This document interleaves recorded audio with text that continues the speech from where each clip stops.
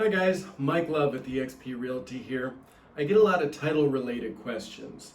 To help answer one of these questions, I brought in Andrea Hyatt, who's a partner with one of the premier title companies in Northeastern Ohio, American Title Solutions, and my favorite title company.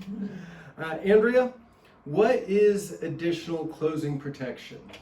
So this is probably one of the questions that we get asked most often, probably second to tax probations, is what is closing protection and do I need it? So closing protection has been offered as an additional coverage. It's something that the Department of Insurance mandates that we offer by law since 2008 to clients. And so what it does is during the time that we as a title company actually hold your funds in our possession.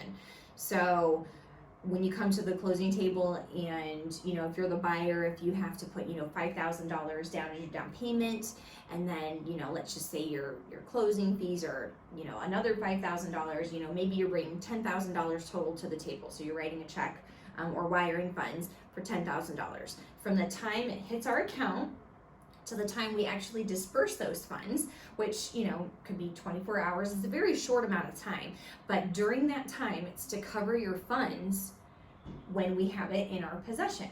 Okay, it's going to cover it from fraud, theft, or misappropriation of funds.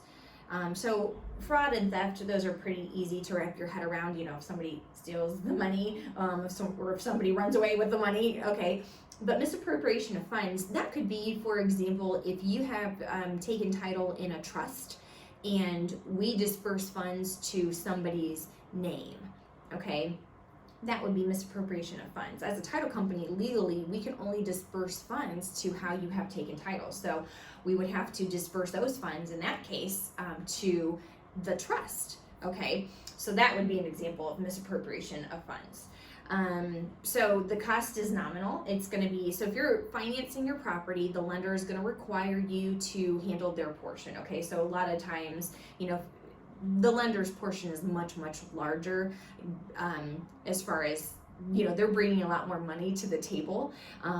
So they always have their funds covered. So their price is $55 to cover them, and they're going to make you as the buyer pay for their portion of closing protection. Now for an additional $20 as the buyer, you can say, okay, yeah, I want my $10,000 that I came to the table with. I want those $10,000 covered, okay, and that would be additional $20. And if you're the seller, it's $55 to cover you. So sorry, $40 as the lender. 40. I got those mixed up. So $40 to cover the lender, and then $55 to cover the seller. And then as the buyer, it's an additional $20 to cover your funds. Okay, great, thanks.